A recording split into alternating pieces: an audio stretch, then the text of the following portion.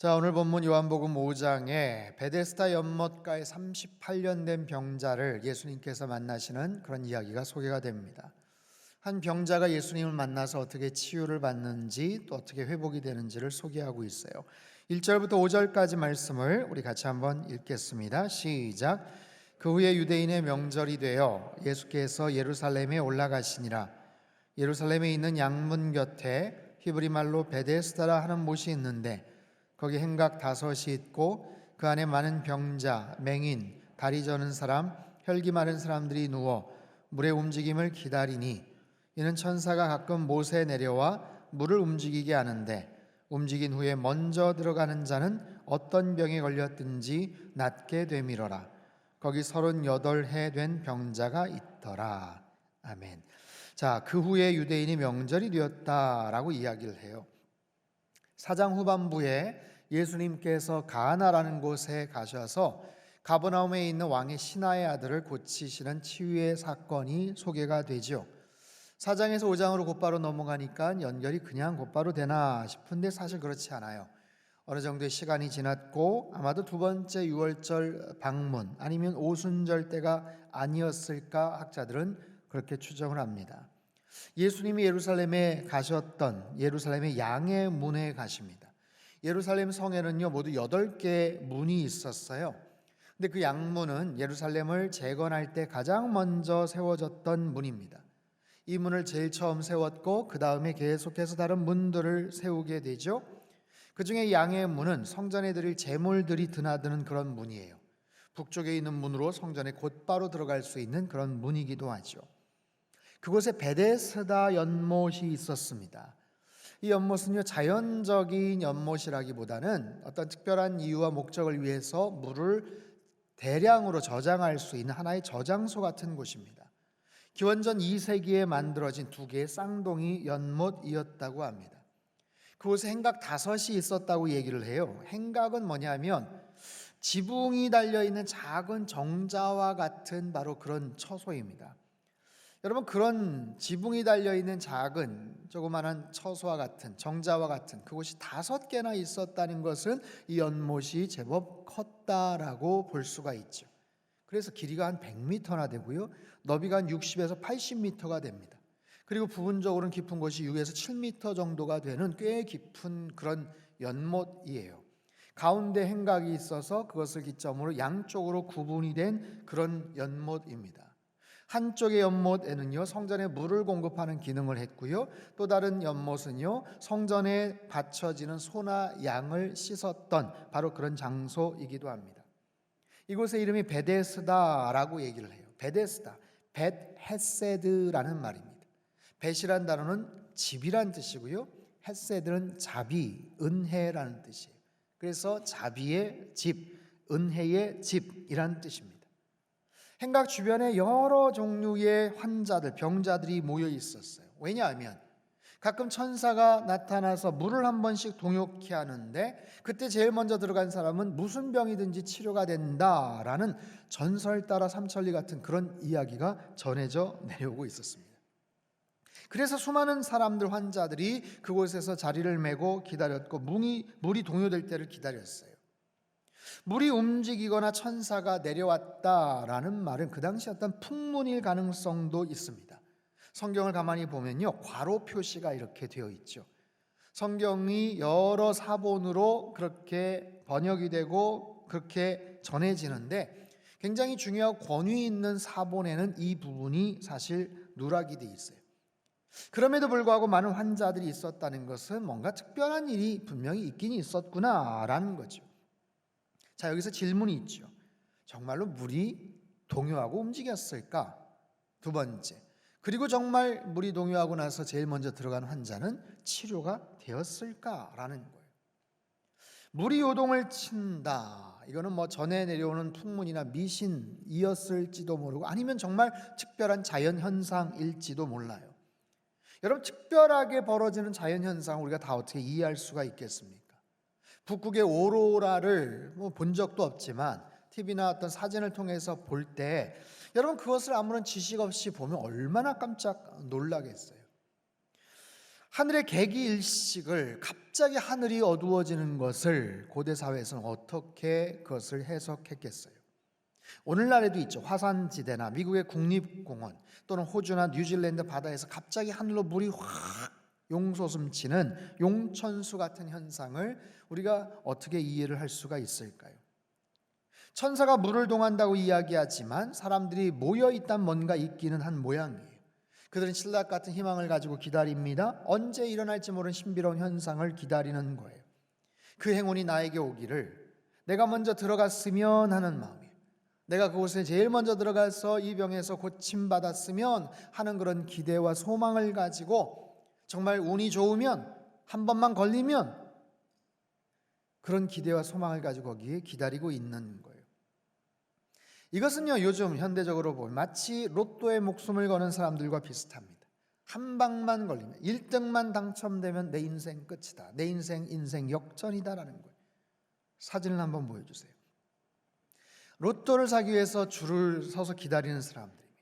상계동의 한 편의점이에요. 10년 전 기사인데 당시 로또 복권 판매 전국 1위를 했던 곳입니다. 1등만 18명, 2등도 57명. 어디에 있는지 물어보지는 마세요, 저한테. 주말에만 하루에 10,000명 정도가 복권을 사러 온대요. 대단하지 않습니까? 소문이 해외로 퍼져서, 그렇죠, 1등이 18명, 2등이 쉬운 7명이 나오니 해외에 소문이 났어요. 일본, 중국, 미국, 캐나다, 아프리카, 남아공에서도 항공택배로 주문을 해온대요. 알래스카에서 주문한 손님이 3등에 당첨되기도 했다고 합니다. 저것은 작은 편의점인데 수입의 대부분이 복권 판매예요. 나머지 음료, 담배, 다른 100분의 1 수준입니다. 어떤 무속인이 와서 아하, 여기가 3대 명당 일세 이런 이야기도 했대요. 주인은요, 잘 나가는 고속도로 휴게소 한 곳만큼 법니다 라고 얘기를 해요. 많은 사람들이 인산인해를 이루고 그 집에서 복권을 사려고 하는데 정작 주인은 복권을 하지 않는데 로또를 하지 않는다고 합니다. 왜냐하면 당첨되고 나서 불행하게 사는 사람들의 이야기를 너무 많이 들었다라는 것이죠. 여러분, 작년에 세계적인 히트를 쳤던 오징어 게임이라는 드라마가 있었어요. 1등에게 준 모든 돈, 1등이 모든 돈을 가져가는 그런 구조죠. 오직 한 사람만 행운을 잡는 거예요. 다른 모든 사람들은 기억되지 않고 목숨을 잃는 그런 이야기처럼 행운을 바라고 기다리는 사람들, 마치 오늘 본문의 사람들과 비슷합니다. 여러분, 오늘 본문의 이야기, 여러분 그 복권 어딘가 생각하지 마시고 오늘 본문으로 다시 돌아오셔야 돼요. 본문의 이 풍경을 한번 상상해 보세요. 만약에 정말 물이 움직여서 정말 누군가 나왔다고 칩시다. 그래서 다음번에 물이 동할 때를 기다립니다. 서로 좋은 자리, 더 가까운 자리를 차지하게 난리가 나겠죠. 평상시에도 물만 바라보는 사람들 자리를 뜰 수가 없어요. 잠깐 자리 떴을 때 물이 동하면 어떡해요? 소문 듣고 사방팔방의 사람들이 모여들겠죠. 좋은 자리를 차지는 했는데 너무 오랫동안 기다리다 지친 사람들은 어쩌면 그 자리를 웃돈을 주고 팔 수도 있어요. 그것은 냄새가 나고 지저분했을 것이고 티격태격하는 그런 모습들, 하지만 거기까지는 괜찮아요. 정말로 물이 움직여 동요가 있다면 누군가 소리를 치겠죠. 물이 움직인다. 그러면 난리가 날 겁니다. 먼저 들어가려고 싸우고 악을 쓰고 엄청난 전쟁, 북새통과 같은 그런 상황들. 그런 속에서 본문의 주인공처럼 정작 심한 병자들, 가장 불쌍한 그런 환자들은 오히려 기회를 포착하기가 어렵습니다. 다리가 불편한 사람들, 중풍병자들, 누워있는 환자들에게는 기회가 가기가 정말로 어려워요. 오히려 다리가 튼튼한 손가락 아픈 사람이 1번으로 들어갈 수 있어요. 지나가던 무좀 환자가 들어갈 수가 있어요. 중병일수록 오히려 더 치료가 절실한데 불가능할 수 있는 그런 구조예요. 덜 아픈 사람이, 조금 더 건강한 사람이 그 기회를 차지할 수 있게 된다는 거죠. 그 속에는 양보가 없어요. 배려나 자비가 없습니다. 저마다 자신의 문제가 제일 시급하고 중요하기 때문에 그래요. 그래서 기회를 얻지 못한 사람들, 경쟁에 탈락한 사람들은 더 오래 기다려야 되고 병을 더 키웁니다. 절망합니다. 그러면서 마음의 상처도 깊어집니다. 마음의 상처가 나는 거예요. 사람들을 미워하고 비방합니다. 욕합니다. 아무개 때문에, 저 인간 때문에 내가 지난번에 일본으로 들어갈 수 있었는데. 여러분, 오늘 본문의 병자를 보십시오. 그는 어쩌면 그곳에서 가장 심각한 환자, 가장 오래된 환자였을지 몰라요. 38년을 앓았어요. 3년도 아니고 8년도 아니고 38년입니다. 그동안 얼마나 몸과 마음이 무너지고 힘들었겠습니까? 저도 개인적으로 30년이 넘게 고생하는 피부질환이 있어요. 1990년 방위병 생활을 하면서 하루 종일 연병장에서 풀을 베다가 열꽃이 한번 심하게 났어요. 그 후에 생긴 아토피와 같은 건선 피부질환입니다. 특별히 무릎 아래쪽 정강이 부분이 피부가 심하게 벗겨지고 가려워서 여름에 반바지도 잘 입지를 못합니다. 고생을 하죠. 이게 난치성 질환이라 관리를 하면서 그냥 평생 가야 되는, 그래서 큰 어려움 없이 그냥 병을 안고 살았는데 코로나 이후 1년 반 전부터는 좀 심해졌어요. 가장 힘든 것은 밤중에 가려워서 잠을 계속 설친다는 겁니다. 자다 보면 이불 속에 체온이 높아지잖아요. 그럼 이제 건조해지면 가려움이 굉장히 심해져요. 그럼 저도 모르게 긁어대고 잠을 깨고 연고를 바르고. 이게 뭐 죽을 병도 아니기 때문에 다행히 얼굴이나 목이나 손에 다행히 없는데도 이게 밤새 수면에 방해를 받으니까 새벽 예배 때나 오전 시간은 꽤나 괴롭습니다.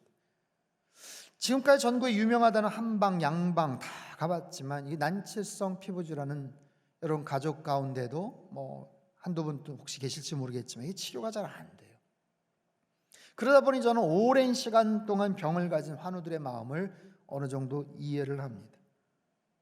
저를 포함해서 이분들의 특징은 마음이 약해지고 귀가 얇다는 거예요. 어디서 누가 좋다고 하면 쉽게 마음이 움직입니다. 정말 지푸라기라도 잡고 싶은 심정에 별 희한한 방법들도 따라합니다. 야, 이건 아니다 싶은데도 한번 해볼까라는 마음이 생겨요.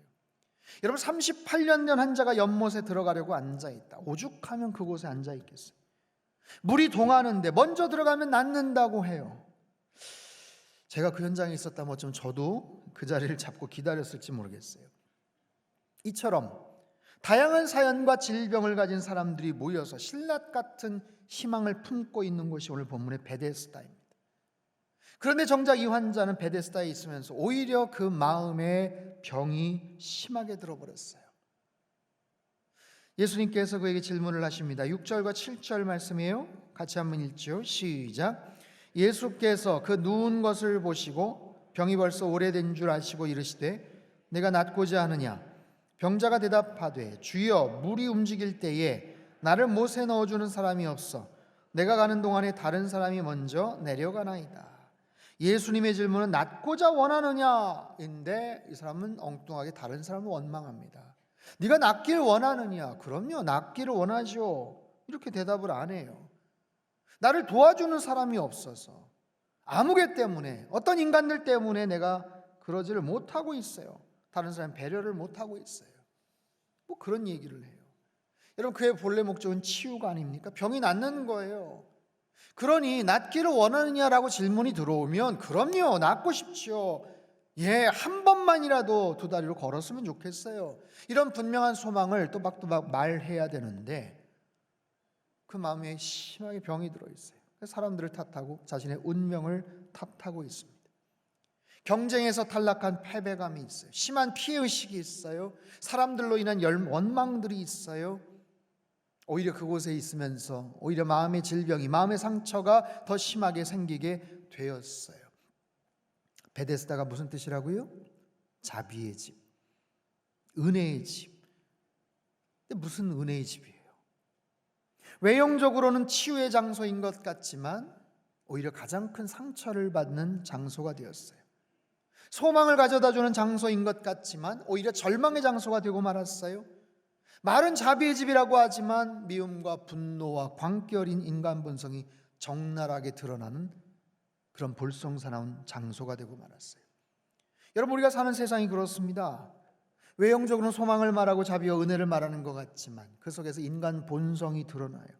더 큰 상처를 받고 절망하는 경우가 참 많습니다. 인간이 사는 모든 것은 그런 거예요. 불완전하고 불합리합니다. 아무리 좋은 학교, 좋은 정부, 좋은 직장, 좋은 나라에 산다고 해도 그런 일들은 얼마든지 발생을 해요. 교회는 어떨까요? 교회도 그럴 수 있어요.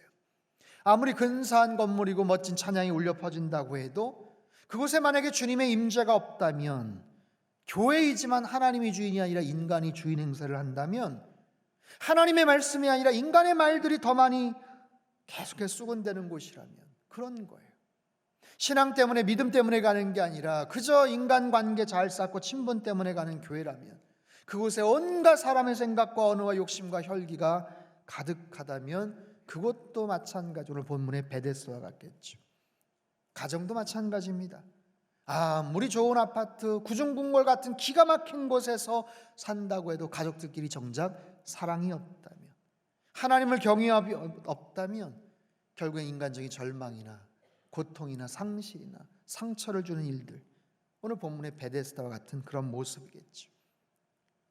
여러분, 우리가 거하는 장소, 그곳이 어떤 곳이든 하나님의 자비와 용서가 있고 하나님의 은혜와 사랑이 있는 참된 베데스다가 되기를 주님의 이름으로 축원합니다. 하지만 그런 베데스다는 쉽게 이루어지지 않아요. 인간의 노력이나 그냥 소망이나 시스템만 가지고는 불가능합니다. 그곳에 반드시 주님의 임재가 있어야 하고 하나님의 살아있는 말씀이 있어야 되고 그 놀라운 하나님의 역사가 있을 때 참된 베데스다가 될 수 있어요. 본문을 보세요. 베데스다, 예수님이 오셨습니다. 예수님이 계신 곳엔 자비와 사랑이 임합니다. 기적이 임합니다. 어떻게 자비가 임하는가? 자, 예수님이 병자에게 놀라운 메시지를 선포하세요. 8절과 9절 말씀 우리 힘차게 한번 읽어보겠습니다. 시작. 예수께서 이르시되 일어나 네 자리를 들고 걸어가라 하시니 그 사람이 곧 나아서 자리를 들고 걸어가니라. 아멘. 연속해서 3개의 명령문이 나옵니다. 일어나라, 자리를 들어라, 그리고 걸어가라. 예수님은요, 그를 연못에 넣어주지 않아요. 대신 명령하시고 선포하십니다. 일어나라, 자리를 들고 걸어가라. 여러분, 일어날 수 없는 사람에게, 아니 일어난 적이 없는 사람에게 명하십니다. 일어나라. 이거는 불가능을 가능케 하시겠다는 말씀 아니에요? 절망을 소망으로 바꾸시겠다는 말씀 아니에요? 지난주 본문 기억하십니까? 왕의 신하의 아들, 예수님 말씀하시죠. 가라, 네 아들이 살아있다. 이 말씀에 아버지는 자리를 떠납니다. 쉽지 않아요. 여러분, 그 아버지가 가는 거, 움직이는 것 자체는 하나도 어려운 게 아니에요. 뭐가 어려워요? 근데 그 말씀을 믿고 떠난다는 게 어려운 거예요. 얼마든지 본인이 할 수 있지만 그 말씀을 믿고 곧바로 떠났다는 게 정말 힘든 일이에요. 여러분, 이 환자를 한번 보십시다. 그가 지금까지 일어나고 싶지 않아서 그냥 앉아 있었겠습니까? 그런데 일어나라니요, 이거 완전 모순된 이야기예요. 어쩌면 대단히 가혹하게도 들립니다. 그런데 이렇게 생각해 볼 수 있죠. 일어난다라는 것은 이 사람이 한 번도 해본 적이 없던 일, 그래서 불가능하게 생각했던 일, 일어날 수 없기 때문에 하지 않았던 일, 그래서요, 다른 것은 다 해봤지만 그것은 안 해봤던 일. 자, 우리 일상에서도 그런 일들이 있더라고요. 다른 것은 다 해봤는데 그건 안 해봤다. 혹시 있습니까? 방법을 찾으면서도, 간절하게 원하면서도 그거는 안 해봤다 싶은 것. 가족과의 관계가 때로는 깨어지고 가까운 지인과의 관계가 서운해지고 문제가 회복을 원하면서도 절대로 연락을 안 했던 일들, 용서를 구하지 않았던 일들이 있어요. 다시 시작하기를 원하면서도 절대로 포기할 수 없고 용납할 수 없다고 생각했던 그런 일도 있어요. 성공하고 싶고 잘 되기를 원하면서도 늘 내가 할 수 있는 것에만 머물렀던 일들, 그렇게 생각하고 그래서 적당히 포기하고 절망하고 안 될 거야, 힘들 거야, 어려울 거야. 여러분, 잘 생각해 보십시오. 우리는 불가능하기 때문에 하지 못하는 일들도 분명히 있지만 하기 싫어서, 아니 하지 않다 보니까 할 수 없는 일들도 분명히 있어요. 할 수 없는 게 아니에요. 하기 싫었던 거예요. 할 수 없는 게 아니에요. 어느 순간 마음이 다쳐버려서, 거기까지 생각하지 못해서, 그냥 안 될 것 같아서 시도조차도 안 해봤던 일들이 생각보다 많다는 것을 우리들은 알아야 돼요. 그래서 내 삶 속에 이런 메시지를 받을 때 우리는 밀쳐냅니다. 거부합니다. 그러면서 나름대로 이유를 말하죠. 야, 내가 웬만한 거 다 해봤는데 안 돼. 그렇죠. 맞아요. 웬만한 거 다 해봤어요. 그런데도 유난히 내가 아직도 어떤 이유로 하지 않은 게 있어요. 모든 걸 다 해봤다가 아니라 웬만한 거 다 해봤는데 정말 내가 하기 싫어서 안 했던 몇 가지가 있어요. 게을러서 안 했던, 어쨌든 그래서 내가 못했고 더 나아가지 않았던 것들이 있어요. 여러분, 38년 된 이 환자에게 명하시는 분은 살아계신 하나님의 아들 예수 그리스도이십니다. 그분이 말씀을 하세요. 한번 일어나 봐라. 한번 일어나 봐라. 뭔가 이유가 있지 않겠어요? 뭔가 무슨 계획이 있지 않으시겠어요? 사람들 앞에서 망신 주시려고 더 속상하라고 하신 게 아니겠죠. 여러분, 이 주님의 말씀에는 얼마나 큰 능력이 있습니까? 하나님의 말씀 아니에요? 그 말씀을 통해서 천지를 창조하셨어요. 하늘의 해와 달과 별들을 매다셨어요. 주님의 말씀에는 얼마나 능력이 있습니까? 광야에서 사탄을 내쫓으셨어요. 풍랑을 잠잠케 하셨고요. 죽은 나사로를 향해서 나사로야 일어나 걸어 나와라 말씀하셨다. 창조주 하나님, 구원자 되신 예수 그리스도의 그 능력과 권세 있는 말씀으로 주님이 그 병자에게 말씀하세요. 일어나라. 네 자리를 들고 걸어가라. 네 자리를 들고. 그 자리라는 건 뭘까요? 그 자리라는 건 뭘까요? 그가 앉아있던 자리를 말해요. 이불 같은 천조각, 그냥 거적대기 같은 가마니 같은 거예요. 정말 보잘것없는 자신의 영역을 겨우 표시하고 볼품없는 존재감을 드러낼 수밖에 없는 그 자리. 여러분, 그 자리에는요, 그의 모든 과거와 시간과 눈물과 아픔과 그 모든 것이 거기 배어있는 하나의 증거물이에요. 대단히 속상한, 볼 때마다 가슴이 쓰린, 한편으로는 저주스러운 물건이지만 한편으로는 소중한 재산 목록 1호입니다. 그거 잃어버리면 큰일 나거든요. 냄새나는 누더기에 불과하지만 그럼에도 그것 떠나보낼 수 없고 포기할 수 없는, 근데 그 자리를 들고 일어나라 말씀하세요. 그 자리를 들고. 여러분, 저와 여러분에게도 이런 자리들이 있다라는 것 아십니까? 오랫동안 깔아뭉갰던 그런 자리가 있어요. 상처받은 자리고 눈물의 자리입니다. 힘들게 했던 자리, 하지만 쉽게 벗어나지 못했던 자리이기도 합니다. 어렸을 때 경험했던 아픔이나 누군가에 들었던 상처의 이야기들, 부정적인 말, 마음들, 그래서 어쩔 수 없지, 내가 뭐 그렇지, 이렇게 살아야지 라고 생각하면서 그냥 계속해서 끌어안고 있었던 바로 그 자리, 주님 말씀하세요. 그 자리 들고 일어나라. 이제 그 자리 없어도 된다는 거예요. 너 이제 다른 모습으로 좀 살아봐도 되지 않겠니? 말씀하시는 거예요. 여러분, 어쩌면 우리들은 오늘 본문에 나오는 38년 된 병자의 모습과 흡사합니다. 치열한 경쟁 사회 속에서. 여러분, 여기만 치열한 게 아니잖아요. 우리 일상도 얼마나 치열합니까? 참 힘들어요. 어린 아이부터 노년에 이르기까지 산다는 게 정말 치열하고 힘들어요. 나름대로 최선을 다해보지만 때로는 가장이라는 책임감으로, 엄마라는 이름으로 최선을 다해보지만 잘 안 될 때가 너무 많아요. 원하는 대로, 기대대로 안 될 때가 너무 많아요. 어떻게든 잘 되고 싶은데, 성공하고 싶은데, 좋은 소식을 들려주고 싶은데 노력해도 안 되고, 기회는 점점 줄어들고, 나이는 들고, 의욕도 열정도 용기도 체력도 받쳐주지를 못해서 그냥 주저앉아 있을 때가 얼마나 많습니까? 그러면서 내 주변을 원망해요. 내 주변을 원망해요. 사람들을 원망해요. 살아가는 세상을 원망해요. 때로는 하나님한테도 섭섭한 마음이 있어요. 뭐 이렇게 사는 게 힘든가?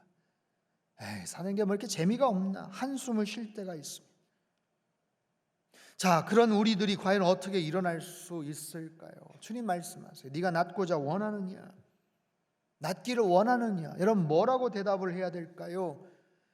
낫기를 원하죠. 주님, 고쳐주세요. 주님, 예, 낫고 싶습니다. 제가 좀 일어났으면 좋겠습니다. 그럼요, 주님. 제가 약하다는 거, 부족하다는 거 압니다. 능력이 없고 할 줄 아는 게 너무나도 없어요. 알아요. 주님, 도와주세요. 저를 긍휼히 여겨주세요. 38년 된 병자임에도 여전히 남 탓하고 누군가를 원망합니다. 주님, 저를 불쌍히 여겨주세요. 사랑하는 성도 여러분, 주님이 없는 베데스다에는 용서가 없고 자비와 은혜가 없는 곳이었지만 그곳에 주님이 함께 하시면, 주님의 말씀이 선포되면 놀라운 기적과 은총이 있게 되는 줄 믿습니다. 한 번도 일어난 본 적이 없는 그에게, 38년이나 무력하게 살았던 그에게 주님 말씀하세요. 일어날 수 있다. 네 자리를 들고 걸어가라. 일어날 수 있다. 무슨 능력으로요? 그의 능력이 아니에요. 주님의 능력으로 말입니다. 주님께서 주시는 힘과 능력을 통해서 네가 일어날 수 있다라고 선포를 하세요.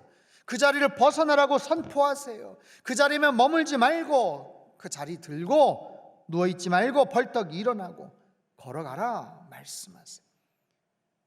여러분, 들고 있는 그 자리는 더 이상 원망과 저주의 물건이 아닐 거예요. 오히려 그 자리를 들고 다닐수록 간증거리가 됩니다. 사람들이 보고 놀랍니다.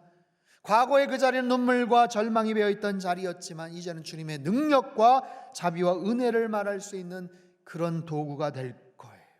사랑하는 성도 여러분, 본문에서 말씀하시는 주님의 말씀, 일어나라 라는 말이 여러분 믿겨지는 은혜가 있게 되길 바랍니다.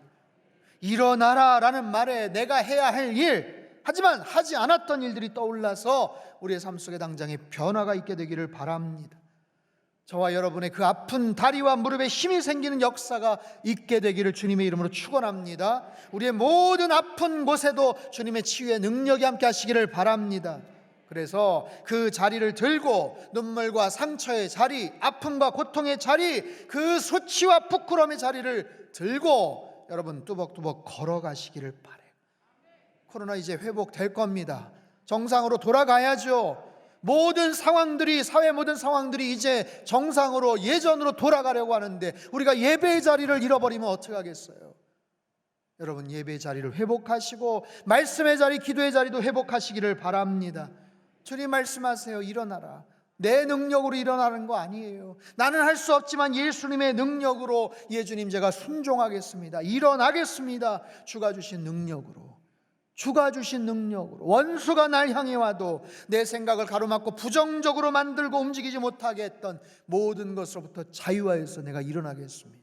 여러분, 이번 한 주간도 이 말씀 붙잡고 승리하시기를 축원합니다. 이 생명의 말씀이 여러분의 삶 속에, 여러분의 심령 가운데 꽂혀서 정말 기적과 같은 놀라운 역사와 하나님의 은총이 나타나게 되기를 주님의 이름으로 축원합니다. 살아계신 하나님 아버지, 꽤 괜찮은 사람인 것처럼, 나는 아무 일도 없는 것처럼 그렇게 표정을 짓고 앉아있지만 사실 우리의 삶 속에 너무나도 많은 문제들이 있습니다. 많은 질병 가운데서, 여러 가지 깨어진 관계 속에서, 많은 속상함과 패배감 속에서 하나님 그 자리를 움켜쥐고 어찌할 바 알지 못했던 우리들에게 주님 말씀해 주셔서, 주님 그렇습니다, 낫기를 원합니다, 일어나기를 원합니다, 이렇게 살지 않고 더 나아지기를 원합니다, 그래 일어나라, 자리를 들고 걸어가라, 주님 말씀에 순종하는 저희들 되게 하시고, 나의 능력이 아닙니다, 주가 주신 능력으로 벌떡 자리에서 일어나 하나님 앞에 나아가는 하나님의 사람들 다 되게 인도하여 주시옵소서. 하나님, 이 생명의 복음의 말씀이 우리의 삶 속에 사건으로 나타나게 하시고 하나님을 영화롭게 하는 복음의 능력자로 나타나는 하나님의 거룩한 백성들 다 되게 축복하시고 역사하여 주시옵소서. 존귀하신 예수님의 이름으로 기도합나이다.